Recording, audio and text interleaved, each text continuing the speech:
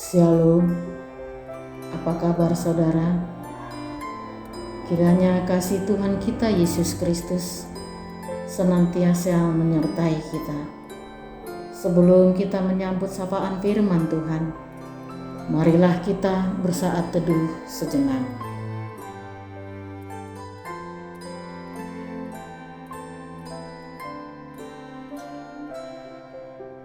Amin. Saudara sekalian, firman Tuhan yang akan menyapa kita pada hari ini diambil dari Lukas 24 ayat 44 sampai 53 dengan judul Menjadi Saksi Kristus. Kehilangan orang terkasih tentu akan meninggalkan kedukaan yang bisa mempengaruhi fisik dan psikis, seperti kekuatan yang berkurang, gairah hidup yang berkurang. Juga bisa mempengaruhi spiritual, seperti perasaan kecewa kepada Tuhan dan sebagainya. Pengalaman seperti ini turut mempengaruhi pikiran para murid sehingga sulit menerima kabar kebangkitan Yesus, di samping pengenalan mereka kepada Yesus hanya sebatas kedagingan. Setidaknya ada 3 momen khusus mengkonfirmasi kebangkitan Yesus yang sepatutnya membuka hati mereka, yakni yang pertama, kesaksian para perempuan yang pergi ke kubur. Tetapi reaksi para murid justru tidak percaya dan menganggap perkataan para perempuan itu sebagai omong kosong. Yang kedua, setelah bangkit, Yesus menampakkan diri kepada 2 orang murid dalam perjalanan ke Emmaus. Selanjutnya kedua orang ini menceritakan pengalaman mereka dengan Yesus yang telah bangkit. Hasilnya tidak juga membuat mereka percaya.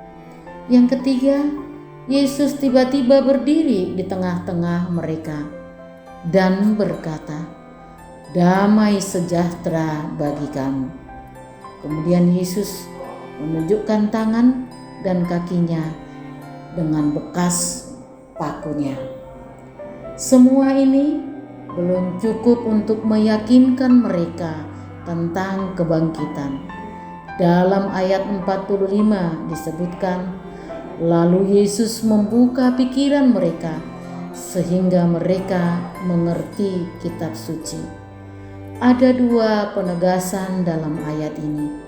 Pertama, bahwa seseorang dapat percaya bila Allah membuka pikirannya. Kedua, bahwa kehadiran Yesus di dunia ini bukanlah ujuk-ujuk, melainkan sebagai penggenapan Taurat Musa dan nubuatan para nabi, yakni untuk menyelamatkan. Kini karya keselamatan itu telah sempurna. Dia akan naik kepada Bapa untuk menyediakan tempat bagi orang-orang percaya. Misi sekarang diserahkan pada murid-murid dan kepada semua orang percaya untuk memberitakan pengampunan dosa dan keselamatan kepada segala bangsa. Yesus berpesan supaya murid-muridnya tinggal tetap di Yerusalem. Mengapa di Yerusalem? Bukankah Yerusalem menyimpan kenangan pahit di mana Yesus disiksa dan disalibkan?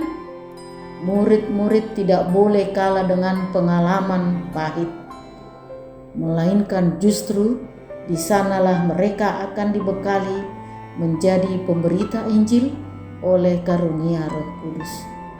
Dan di Yerusalem jualah gereja yang pertama lahir, saat di mana baptisan pertama dilakukan. Artinya, apabila kita mampu bertahan, maka di tempat di mana kita mengalami peristiwa yang pahit, niscaya Di situ kita akan menikmati hasil yang manis. Yesus mengangkat tangannya dan memberkati mereka. Artinya, mereka tidak ditinggalkan tanpa kekuatan dan tanpa kuasa. Dan sekarang segala kedukaan telah berakhir, berganti dengan sukacita dan penyembahan kepada Allah di dalam Yesus. Inilah pesan peringatan kenaikan Yesus, bahwa Yesus telah menang dan kita pun menang. Yesus tidak pernah meninggalkan kita. Dia tetap bersama kita melalui Roh Kudus-Nya yang menolong dan menghibur kita dalam segala pergumulan. Inilah kabar sukacita di tengah-tengah pandemi COVID-19 yang telah kita jalani selama 2 kali perayaan kenaikan Tuhan Yesus Kristus. Percayalah, kita akan menang. Amin. Shalom, selamat beraktivitas. Horas.